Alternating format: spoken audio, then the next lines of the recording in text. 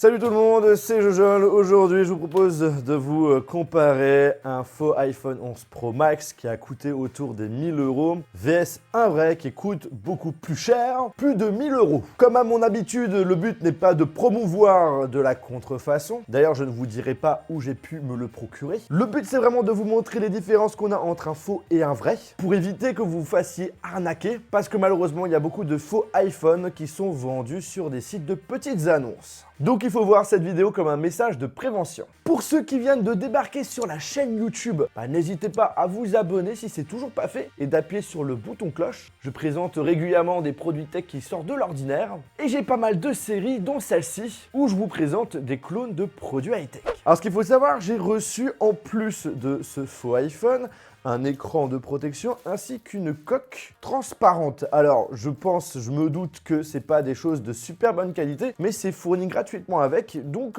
on peut le dire que derrière les personnes qui sont dans le business des contrefaçons, c'est quand même des bons vendeurs, hein. Alors à gauche, vous avez la boîte d'un vrai iPhone 11 Pro Max couleur vert nuit et à droite tout simplement sa contrefaçon. Premier point très important qu'on les différencie assez rapidement, surtout quand quelqu'un essaye de vous vendre du neuf, c'est en ce qui concerne le blister. Bon là sur la vraie boîte, j'ai déjà enlevé le blister puisque c'est un iPhone que j'ai déballé il y a super longtemps et en fait le blister du faux n'est pas du tout le même que le vrai. En fait sur le vrai, vous avez une petite languette avec une petite flèche qui vous permet d'enlever facilement le blister. Ici, sur le faux, c'est pas du tout le cas. Mais pour une personne qui a jamais vu une vidéo unboxing, on peut facilement tomber dans le panneau, puisque à première vue, juste en le regardant comme ça a l'air d'être pas n'importe quoi. Alors en ce qui concerne le packaging, alors je vais justement enlever le blister. Déjà, au niveau du toucher, c'est pas du tout la même chose. L'effet 3D est beaucoup plus imposant sur le vrai. La couleur, justement, du vert nuit, on le voit que c'est pas du tout la même chose. C'est beaucoup plus foncé sur le faux. iPhone qui est d'une couleur verte beaucoup plus claire. En haut et également en bas, vous avez le logo Apple. Pareil pour iPhone, il est beaucoup plus clair. À l'arrière, vous le voyez, c'est un petit peu similaire avec la capacité de mémoire. Là, on m'indique sur le faux 512 Go. Personnellement, comme c'est une contrefaçon, je pense que ça doit même pas dépasser max 16 Go. Il nous indique, voilà, inclus un iPhone 11 Pro Max, les AirPods avec le câble Lightning, le chargeur secteur USB, etc., etc. En dessous, vous avez également un numéro de série, un numéro IMEI, les petits logos de certification. Bref, en tout cas, voilà, juste au niveau extérieur, au niveau de la boîte, c'est quand même vachement ressemblant. On peut facilement penser que c'est un vrai. Là, par contre, il y a un truc qui m'intrigue, c'est au niveau du numéro de série, s'ils ont repris le même numéro qu'un iPhone officiel. Donc là, je vais aller tout simplement sur un site internet qui me permet de vérifier si le numéro de série est le bon. Vérifions sur le site d'Apple. C'est vraiment abusé. Ils ont pris un véritable numéro de série d'un iPhone 11 Pro Max. Et on m'a dit justement qu'il est encore garanti jusqu'au 30 septembre 2020. Donc du coup, il a été acheté le 30 septembre 2019. Et pourquoi il n'y a pas 2 ans de garantie et que 1? Tout simplement parce qu'il a été acheté hors Europe. Donc du coup, voilà, ils ont quand même pris le numéro de série d'un vrai iPhone. Donc ça ne sert à rien de faire vos petites recherches comme j'ai pu le faire. C'est pas comme ça que vous allez pouvoir vérifier si c'est un faux. Quand on ouvre la boîte du vrai iPhone, on a tout simplement le téléphone. Et pour le faux, on a également le téléphone. Cependant, vous avez directement la face avant et pas la face arrière.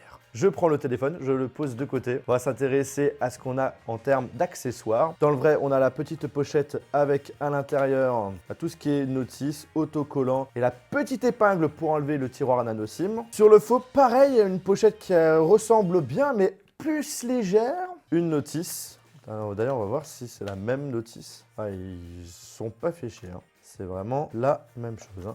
Devant et derrière, c'est pareil. Ensuite, on a un papier qu'on a l'impression un papier officiel d'Apple qui nous donne quelques informations sur le produit, ce qu'il faut faire attention. Et ensuite également une épingle pour enlever le tiroir nano SIM. Les pochettes, c'est vraiment hyper ressemblant. Par contre, là, en termes d'accessoires, vous pouvez le voir déjà en l'ouvrant. Il y a quand même une sacrée différence. Déjà, la taille du chargeur secteur USB qui n'est pas du tout la même. Et surtout que sur les nouveaux iPhone 11 Pro, vous avez un port USB type C. Là, on reste sur un port USB.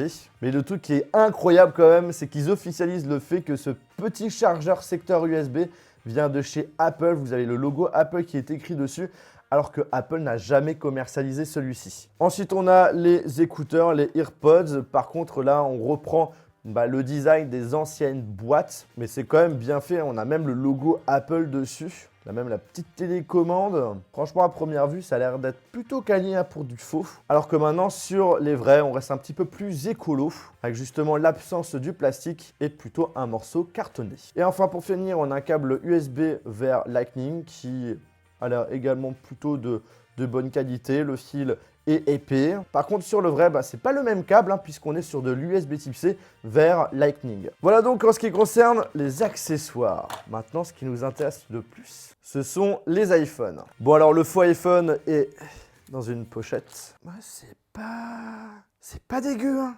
Regardez-moi ça. C'est une copie de super bonne qualité. On a même un écran de protection qui est dessus directement. Ah ouais! Alors la matière à l'arrière est un petit peu différente, mais visuellement ça ressemble vachement. Au niveau du poids, tiens, on va voir s'il y a une différence de poids. 226 grammes pour le vrai, 192 pour le faux. Ouais, justement, le sentez. Comme vous le savez, sur les nouveaux iPhones, le logo Apple est beaucoup plus centré. Et bien là, c'est vraiment le cas sur le faux. Et le mot iPhone a été complètement zappé. Et c'est aussi le cas sur cette contrefaçon. Alors, on va pas se le cacher. Quand on les a pas allumés, esthétiquement, c'est très difficile de voir la différence. On va dire que s'il y a quelqu'un qui essaye de vous vendre un faux iPhone, là vous allez pouvoir le détecter assez rapidement. En tout cas, si vous fait croire qu'il a été acheté en France légalement, etc., etc. Et c'est à ce moment-là où vous pouvez commencer à avoir des petits doutes. C'est que là, vous n'avez pas le logo de certification, également le logo poubelle avec la croix, alors que c'est le cas sur le vrai. Sinon, au niveau de la couleur, c'est vrai que le vert nuit sur le faux est un petit peu plus clair. Mais c'est vrai que quand vous n'avez jamais vu un vrai iPhone ou soit vous ne l'avez pas à côté, c'est quand même chaud. On a vraiment l'impression que c'est un vrai appareil qui vient de chez Apple. Au niveau des objectifs photo, le triple que je suppose est un fake. On va voir juste à ça après. On voit justement que sur le faux, le cercle est un petit peu plus clair. Et sinon, c'est une super belle copie. Donc du coup, à droite, on a bien le bouton Power, le tiroir Nano SIM. Ensuite, en bas, le port Lightning et les haut-parleurs. Le positionnement des trous est vraiment pareil. Incroyable. Et sur les côtés à gauche, les boutons volume sont pareils. Franchement, super belle copie.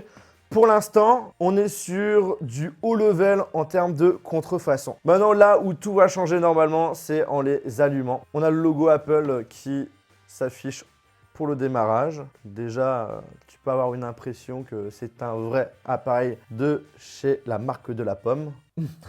Starting up, starting apps. Bon, là, vous le voyez, ça montre que c'est tout simplement un téléphone qui est sous Android. Donc, si quelqu'un a l'intention de vous le vendre et que vous avez ça au démarrage, voilà, c'est sûr, c'est un faux. Et franchement, regarde-moi ça. Ça lag à mort. Mais je suis quand même super impressionné, c'est au niveau de l'encoche. Chaque année, on a le droit à une belle évolution en ce qui concerne les contrefaçons. Et là, on a pratiquement une encoche qui ressemble à celle du vrai. Alors même au niveau des bords, à droite et à gauche, c'est un petit peu similaire. Par contre, là où c'est hyper flagrant, voilà, c'est au niveau du bas, où le bord est beaucoup plus imposant. C'est quand même bien fait. Regardez-moi ça. Ils ont même copié l'effet True Tone. Bon, True Tone, j'ai plutôt l'impression que c'est pas du tout le vrai True Tone de l'iPhone, c'est plutôt un mode automatique qu'autre chose. On peut même le mettre en mode sombre, s'il te plaît. Il s'est un petit peu trompé, ça ne marche pas du tout. Alors quand on est dans une application que tu as envie de la quitter, c'est comme sur un vrai, bim, on swipe vers le haut. Tu veux afficher le multitâche, c'est pareil, hop là, tu laisses un petit peu plus vers le haut. Et là, vous avez les applications qui sont en arrière-plan.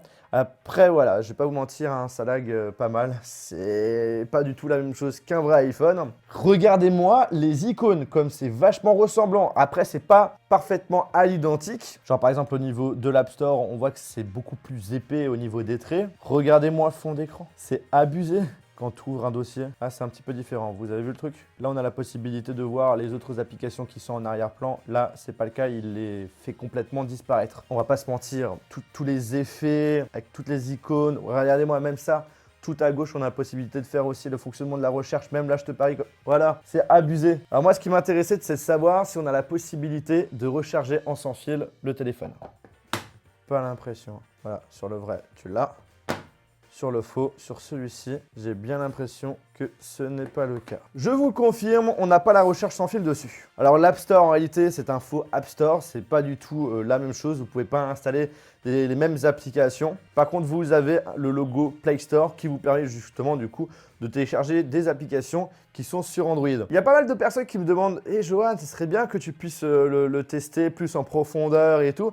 Mais en soi, j'ai pas confiance en ce type de produit. En soi, tu as une sorte de virus qui après reprend tous tes identifiants et tout sur ce genre d'appareil. C'est pour ça que j'insiste vraiment, n'achetez surtout pas des faux iPhones parce que éventuellement, c'est possible que vous ayez des problèmes. Par contre, là maintenant, ce qui m'intéresse, c'est la caméra. Alors, au niveau de l'apparence, donc du coup, on a la possibilité de mettre le grand angle, le normal et le zoom x2. On a le mode portrait. Ah, par contre, tu vois, le square, ça, on ne l'a plus directement comme ça. Bon, c'est pas totalement la même chose. Alors, je vais faire une photo au grand angle. Je fais le x1, je fais le x2. D'ailleurs, on va en profiter pour faire une photo selfie. Donc là, voici la photo selfie, le x2, le x1. Vous avez compris, c'est la même chose. Et le grand angle, c'est la même chose à chaque fois. Sauf que là, il a changé la mise au point, d'où le fait que ça a un petit peu plus sombre devant. Tout ça pour vous dire que c'est un faux triple objectif. Vous n'avez qu'un seul objectif en réalité. On va voir justement lesquels sont les faux.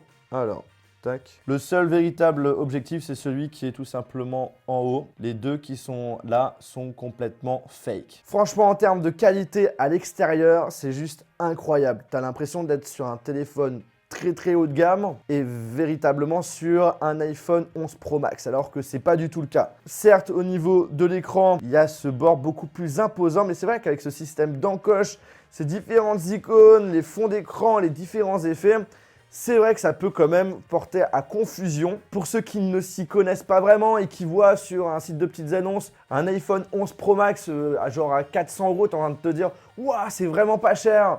Tu t'y connais pas vraiment, tu vas chez le mec, tu vois la boîte, tu vois le téléphone, tu l'allumes. À première vue, tu peux te dire « Ouais, c'est une super bonne affaire ».